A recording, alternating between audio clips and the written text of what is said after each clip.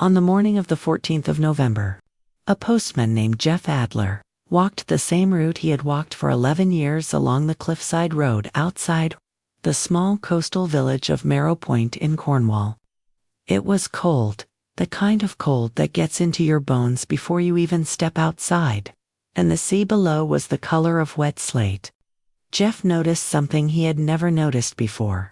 The gate at the bottom of the lane leading to the old lighthouse keeper's cottage was open. Not ajar, open, swinging slightly in the wind, banging softly against the post with a rhythm that he would later describe to police as sounding like someone knocking on a door that nobody was going to answer. The cottage belonged to a man named Walter Pryce, 78 years old, a retired lighthouse keeper who had lived alone since his wife passed away 9 years earlier.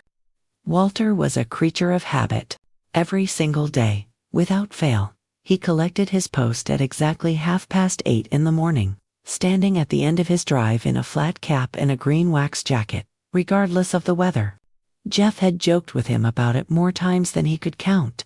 Rain, sleet, snow, it didn't matter. Walter would be there. That morning, Walter was not there. Jeff walked up the lane, pushed the gate fully open, and called out. No answer. He knocked on the door. No answer. Through the window, he could see the kitchen. And on the table sat 2 mugs of tea, both full, both stone cold, with a thin skin formed across the surface that told him they had been sitting there for hours, possibly since the night before. The radio was on, tuned to a local station, playing quietly to an empty room. Jeff called the police at 9:15 that morning, when the first officers arrived. They found the front door unlocked, which was unusual for Walter, a man who had once told a neighbor that he locked his doors out of habit, even though there was nothing in Marrow Point worth stealing. Inside, everything appeared undisturbed. No signs of a struggle, no broken glass, no overturned furniture, nothing missing that anyone could immediately identify. Walter's wallet was on the side table by the door, along with his keys and his reading glasses. His coat was still on its hook. His boots were by the door. Walter Pryce had vanished from his own home, in the middle of the night, without his coat, without his boots, without his glasses, leaving behind 2 cups of tea that suggested he had, at some point that evening, been expecting company. The investigation that followed would become one of the strangest cases ever handled by the Devon and Cornwall police, and it is the subject of today's file.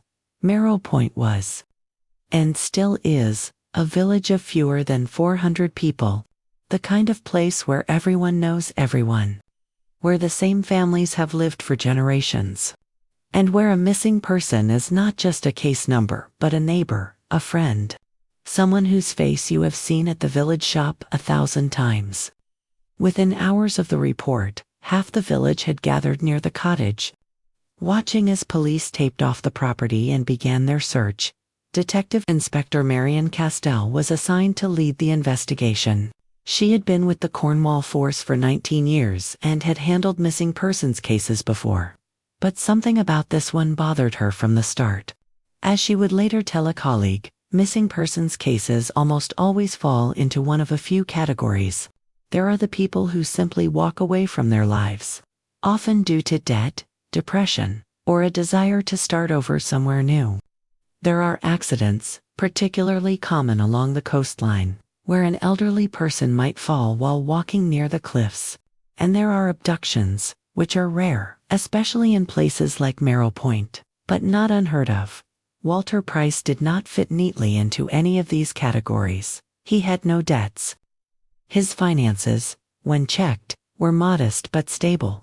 The pension of a retired civil servant who had worked for Trinity House for over 30 years, maintaining lighthouses along the southwest coast. He had no history of depression, according to his GP, and no indication that he had been planning to leave. In fact, just 2 days before he vanished, he had ordered a delivery of firewood for the winter, paid in advance, scheduled for the following week. People who are planning to disappear do not usually pre-order firewood.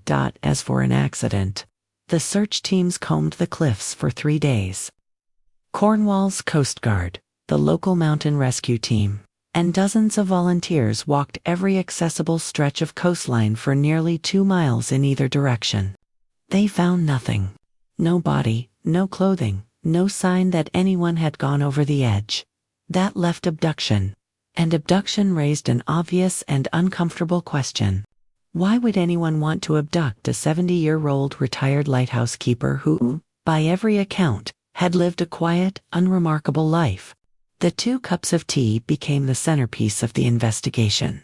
Forensic analysis showed that both cups contained the same blend, a supermarket own-brand tea that Walter bought regularly. There was no evidence of any substance in the tea other than the tea itself. Both cups had been used, both had lipstick or any other identifying marks completely absent, and both had fingerprints. One set belonged to Walter. The other set belonged to nobody on record. This was the detail that would haunt the case for years. Whoever Walter Pryce had been sitting with on the night he disappeared, sharing tea, possibly in a perfectly ordinary, friendly conversation, was someone with no criminal record. No fingerprints in any database, anywhere. Detective Inspector Castell began by mapping out Walter's life in granular detail. Who did he know? Who visited him? Who might he have let into his home late at night, willingly, calmly enough to make tea? The picture that emerged was of a man who, despite living alone, was deeply embedded in his community. He volunteered at the village hall twice a week, helping to run a lunch club for other elderly residents. He was a member of the local history society, and according to several members, had recently become quite passionate about a research project concerning the history of the lighthouse he had once kept. A structure called Bellcrag Light, which had been decommissioned in the 1980s and was now an automated beacon. Rarely visited by anyone, it was through the local history society that Castell's investigation took its first real turn. A woman named Diane Foss, the society's secretary, told police that over the previous few months, Walter had become increasingly preoccupied with something he had found in the old Trinity House records, which the society had been digitizing as a community project. Walter had apparently come across a set of logbooks from Bellcrag Light dating back to the 1960s. During the years when he himself had served as an assistant keeper there. Before becoming head keeper in 1970-1, Diane said that Walter had become quiet and withdrawn after looking through these logbooks, which was unusual for him, as he was normally cheerful and talkative.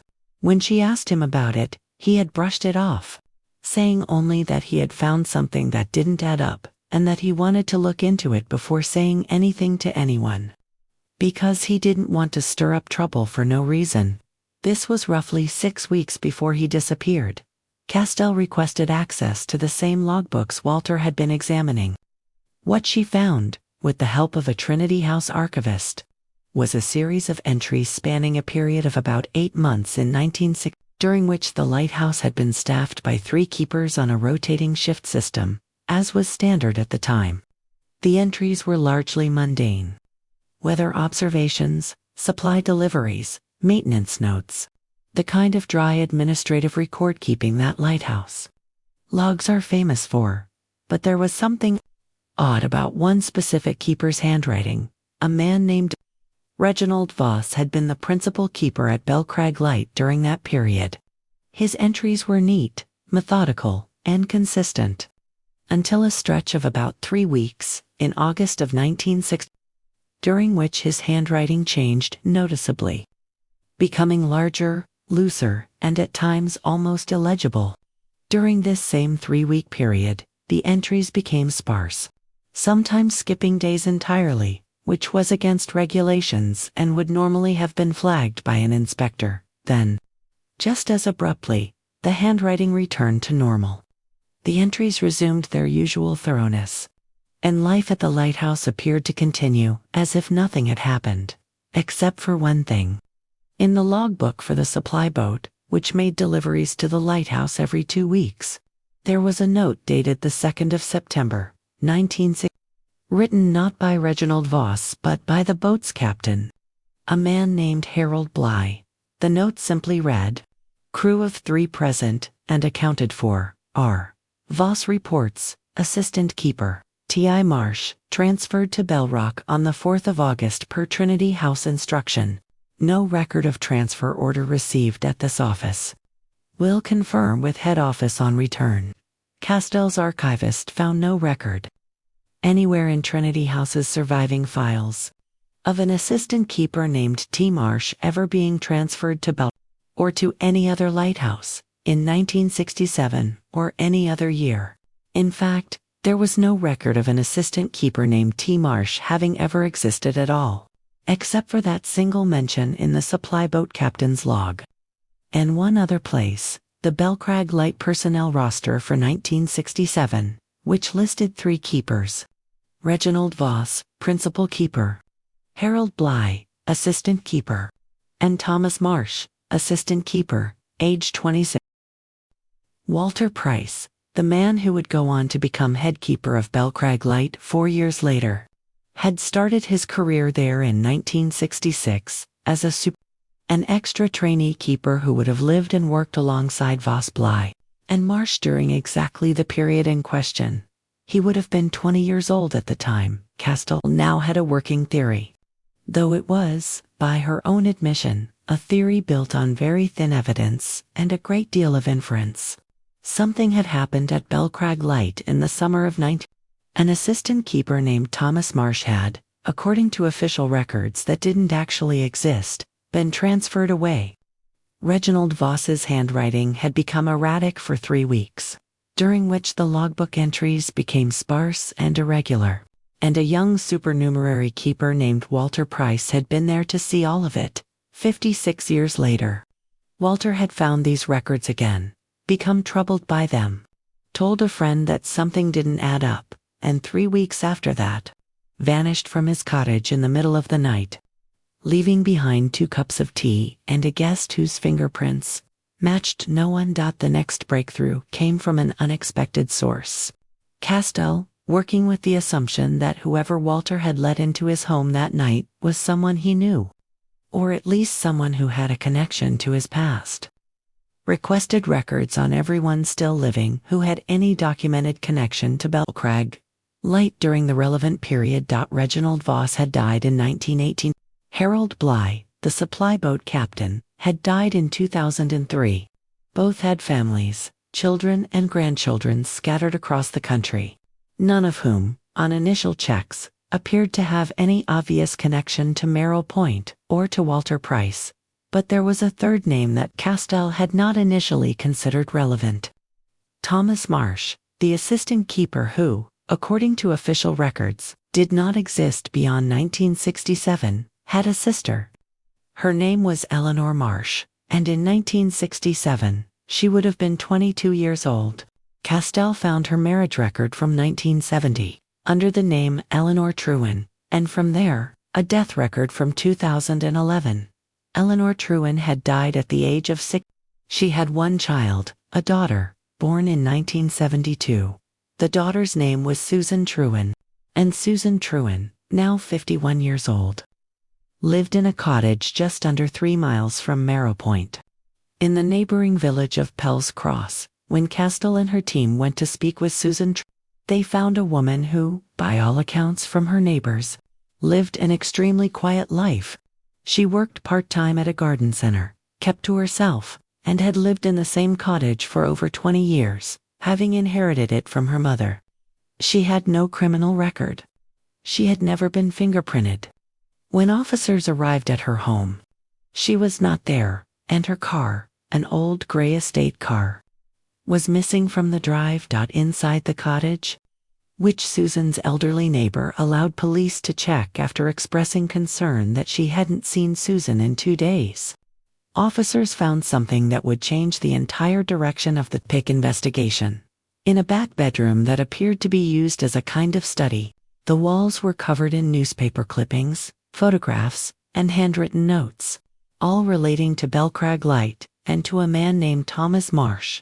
Some of the material was decades old, clearly collected by Susan's mother, Eleanor, over many years, but much of it was recent.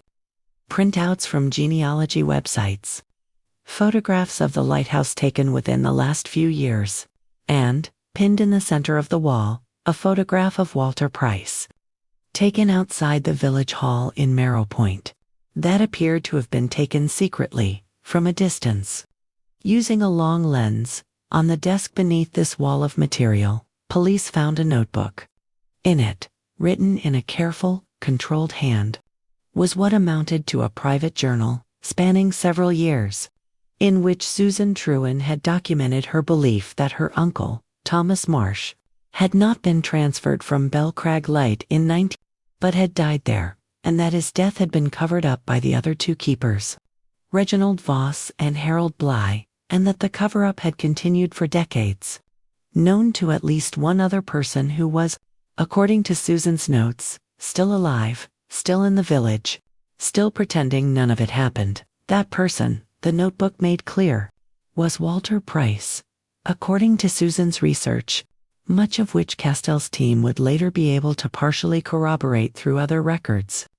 Thomas Marsh had died at Bellcrag Light in early August of 19... in what Susan believed, based on her mother's own suspicions passed down over the years, was either a tragic accident involving the lighthouse machinery, or something far worse.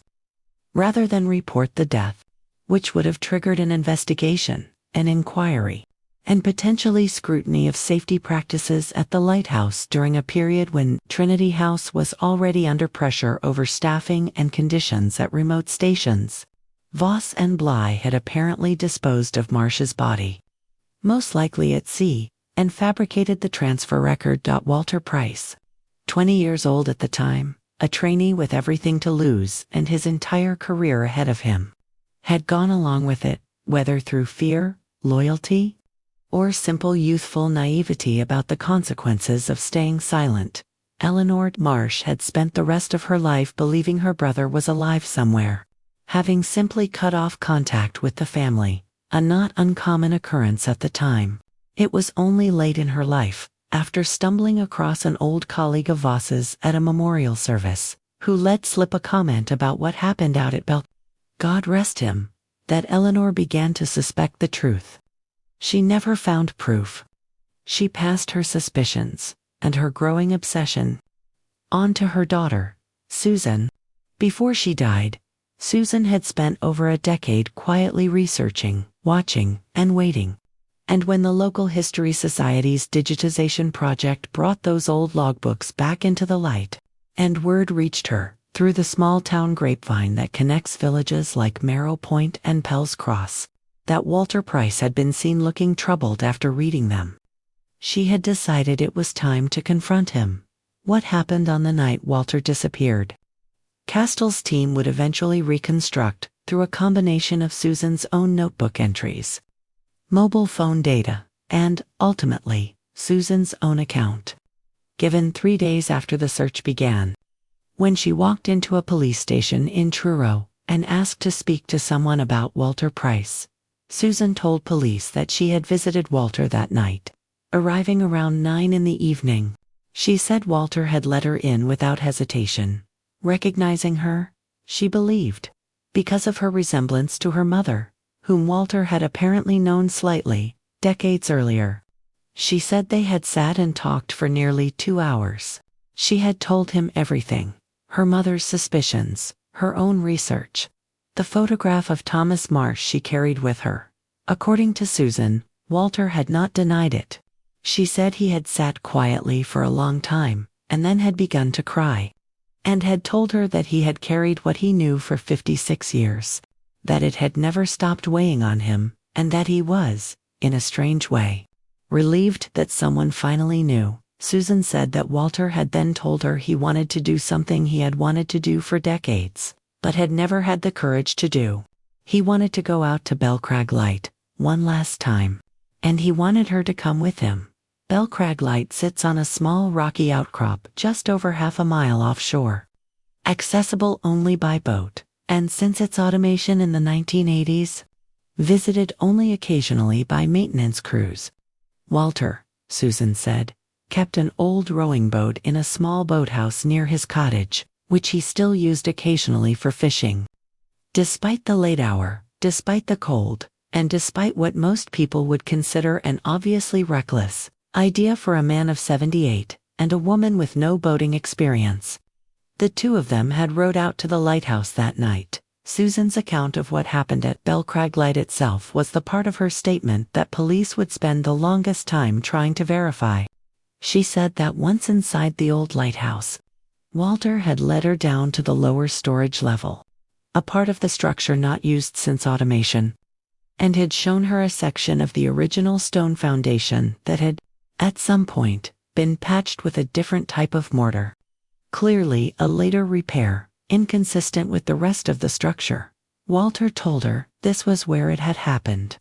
56 years ago, Susan said Walter had then sat down on the floor of that small chamber, and had simply stayed there, saying he wanted to be alone for a while, and had asked her to take the rowing boat back to shore without him, telling her he would follow on the next supply boat in the morning. Or that, if he didn't, she should tell people the truth, all of it, and that he was sorry for everything. For 56 years of silence, Susan, by her own admission, had been frightened, exhausted, and overwhelmed, and had done as he asked. She had rowed back to shore alone, in the dark, arriving back at Marrow Point in the early hours of the morning. She had not gone back to Walter's cottage. She had driven home to Pell's Cross, and had spent the next 2 days in a state of shock, unsure what to do, before finally going to the police. When Castell's team, alerted by Susan's account, sent a Coast Guard vessel out to Bellcrag Light, they found Walter Pryce in the lower storage chamber exactly where Susan said he would be. He had died of hypothermia and exposure sometime during the night, sitting against the patched section of wall, his hand resting against the stone dot in his coat pocket, which he had apparently retrieved from somewhere in the lighthouse before sitting down. An old coat that had hung in the keeper's quarters at Bellcrag for decades. Untouched since automation, police found a folded piece of paper. On it, in handwriting that forensic analysts confirmed matched the erratic entries in the 1967 logbook. 56 years earlier, a young Walter Pryce had written a short, unsent letter, addressed to Tom's family, apologizing for what had happened, and for what he had agreed to keep quiet. He had apparently written it in the days following Marsh's death, and had never had the courage to send it, instead hiding it at the lighthouse, in the one place he could be sure no one would ever find it. 56 years later, he had gone back to retrieve it. On the same night, he finally told someone the truth.